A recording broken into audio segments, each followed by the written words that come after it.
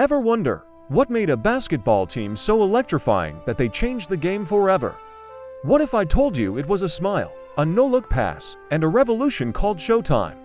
Today, we're diving deep into the story of Earvin "Magic" Johnson and the Los Angeles Lakers of the 1980s. This isn't just a basketball story, it's a tale of charisma, innovation, and a cultural phenomenon that took over the world. So, grab your popcorn, because the show is about to begin. The year is 1979. The NBA is struggling. Games are on tape delay, and the league is searching for a spark. Then, a 6'9" point guard with an infectious smile and a wizard-esque passing ability is drafted first overall by the Los Angeles Lakers. His name is Earvin Johnson, but the world would soon know him simply as Magic. From his very first game, things were different. He high-fived teammates, he celebrated with the crowd, he brought a level of joy and showmanship that was completely new. He wasn't just playing basketball, he was orchestrating a symphony on the court. The Lakers already had a dominant force in the middle, the legendary Kareem Abdul-Jabbar, with his unstoppable skyhook. But Magic was the missing ingredient. He took the reins of the offense and turned it into a high-speed highlight reel. The philosophy was simple: get the rebound and run. But the execution was pure art. No-look passes, behind-the-back dribbles, and full-court lobs became the norm. This wasn't just fast-break basketball, it was Showtime. The name perfectly captured the essence of what they were doing. Every game was an event, a spectacle. It was Hollywood on hardwood. The architect behind this style, besides Magic himself, was Coach Pat Riley. With his slick back hair and Armani suits, Riley was the perfect sideline general for this glamorous team.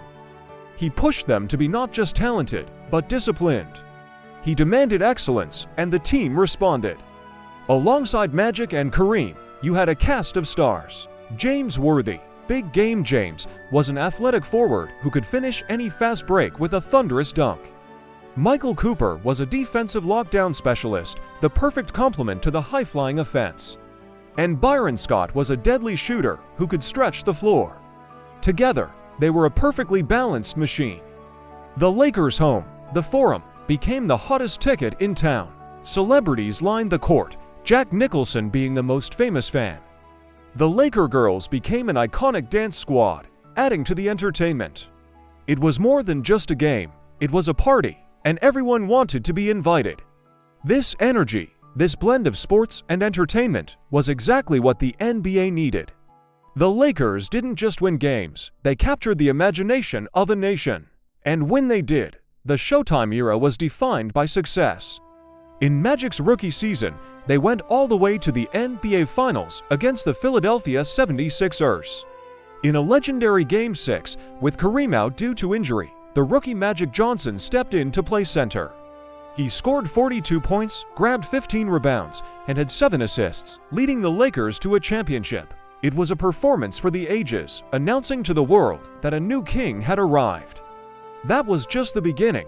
Throughout the 1980s, the Lakers were a dynasty.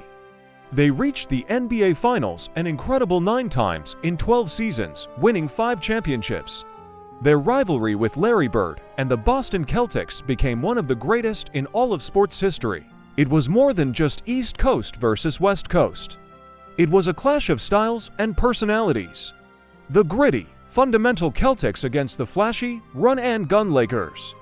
Bird versus Magic, their battle saved the NBA and elevated it to a new level of popularity. Magic Johnson was the heart and soul of it all. He was a leader who made everyone around him better. He played with a joy that was contagious. He could control the tempo of a game like no one else. He saw passes before anyone else even knew they were there. He was a triple-double threat every single night, a matchup nightmare who could play and defend all 5 positions. He wasn't just a great player, he was a transcendent figure. But Showtime was more than just a style of play, it was a mindset. It was about performing under pressure, about having fun while striving for greatness. It influenced a whole generation of players. Kids on playgrounds everywhere started trying to throw no-look passes like Magic. The game became faster, more athletic, and more entertaining, and you can draw a direct line from Showtime to the style of basketball we see today. The era eventually came to an end. Age, injuries, and the natural cycle of sports dynasties brought the curtain down on Showtime. But its impact remains. The Lakers of the 1980s proved that you could win with flair. They showed that sports could be high-level entertainment. They created a brand, a culture that extended far beyond the basketball court. So, when we look back at Magic Johnson and the Showtime Lakers, we see more than just a great team. We see pioneers, we see innovators, we see a group that saved a league and changed the game forever. They were a perfect storm of talent, charisma, and timing, led by a one-of-a-kind superstar. They didn't just play basketball. They put on a show, and what a show it was! Thanks for watching. If you enjoyed this trip down memory lane, don't forget to hit that like button and subscribe for more stories from the world of sports.